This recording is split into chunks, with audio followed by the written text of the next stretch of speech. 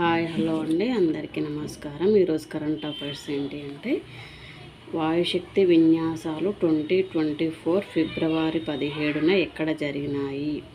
వాయుశక్తి విన్యాసాలు 2024 ఫిబ్రవరి 17న ఎక్కడ జరిగాయి అంటే రాజస్థాన్లోని పోఖ్రాన్లో వాయుశక్తి విన్యాసాలు జరిగాయి. నెక్స్ట్ వన్, బ్రిక్స్ కూటమిలో చేరాలన్న ఆహ్వానాన్ని తిరస్కరించిన దేశం ఏది?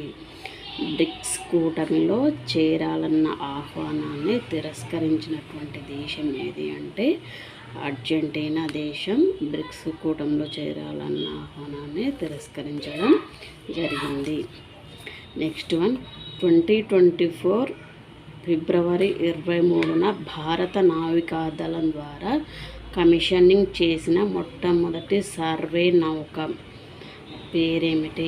2024 ఫిబ్రవరి 23న భారత నావికాదళం ద్వారా కమిషనింగ్ చేసినటువంటి మొట్టమొదటి సర్వే నౌక పేరేమిటి అంటే సర్వే వెసల్ లార్డ్స్ అంటే పేరేంటంటే సందాయక్.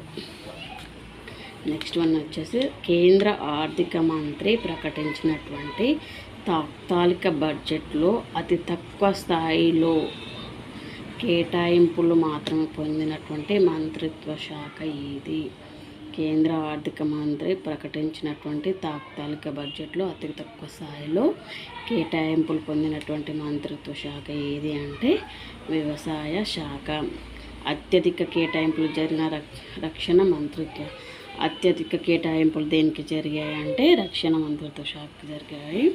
అయితే అతి తక్కువ దేనికి? వ్యవసాయ శాఖకి 1.2 crores, రక్షణ మంత్రిత్వ శాఖ 6.1 crores.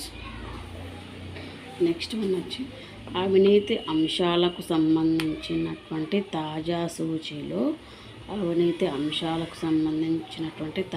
సూచీలో భారత ర్యాంకు ఎంత? అవినీతి అంశాలకు సంబంధించిన తాజా సూచీలో భారత ర్యాంకు ఎంత అంటే 93వ ర్యాంకు. నెక్స్ట్ వన్, అంతర్జాతీయ హాలోకాస్ట్ దినోత్సవాన్ని ఏ వర్గం జరుపుకుంటుంది? అంతర్జాతీయ హాలోకాస్ట్ దినోత్సవాన్ని ఏ వర్గం జరుపుకుంటుంది అంటే యూదుల వర్గం జరుపుకోవడం జరుగుతుంది. నెక్స్ట్ వన్ వచ్చేసి గనులలో నుంచి తవ్వినటువంటి వెండి బంగారాలను ఉపయోగించడం మానేసినటువంటి ప్రపంచంలోనే అతిపెద్ద ఆభరణాల తయారీ కంపెనీ పేరేమిటి?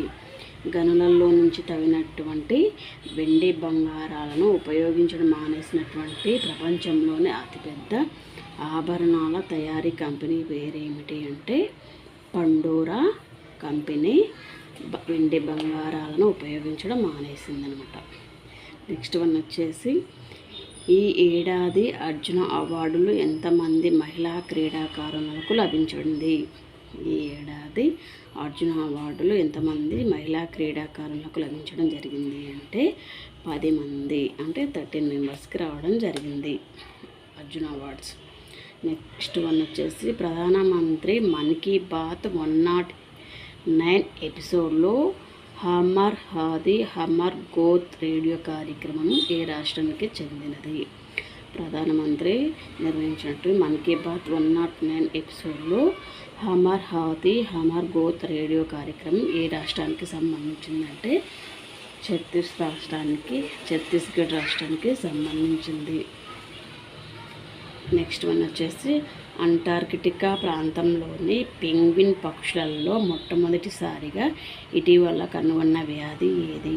అంటార్కిటికా ప్రాంతంలోని పెంగ్విన్ పక్షులలో మొట్టమొదటిసారిగా ఇటీవల కనుగొన్న వ్యాధి ఏది అంటే బర్డ్ ఫ్లూ వ్యాధి.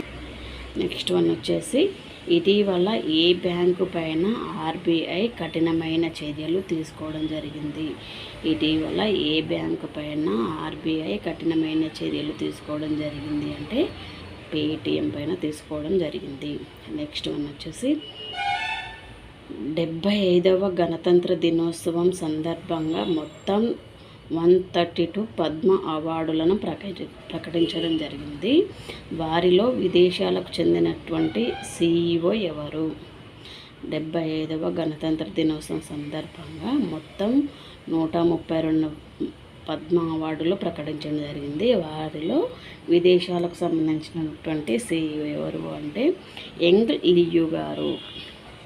నెక్స్ట్ వన్ వచ్చేసి భారత ఆర్థిక మంత్రి ప్రకటించినటువంటి కేంద్ర తాత్కాలిక బడ్జెట్లో విదేశాంగ మంత్రిత్వ శాఖకు వార్షికంగా ప్రకటించే కేటాయింపులలో ఏ దేశానికి అత్యధిక వాటా లభించాయి?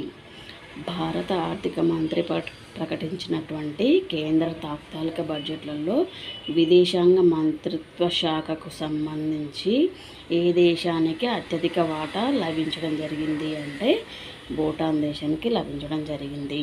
ఇదండి ఈరోజు కరెంట్ అఫైర్స్. ప్లీజ్ షేర్ చేయండి, లైక్ చేయండి, ఛానల్ని సబ్స్క్రైబ్ చేసుకోండి. Please thank you all of you. Please support me.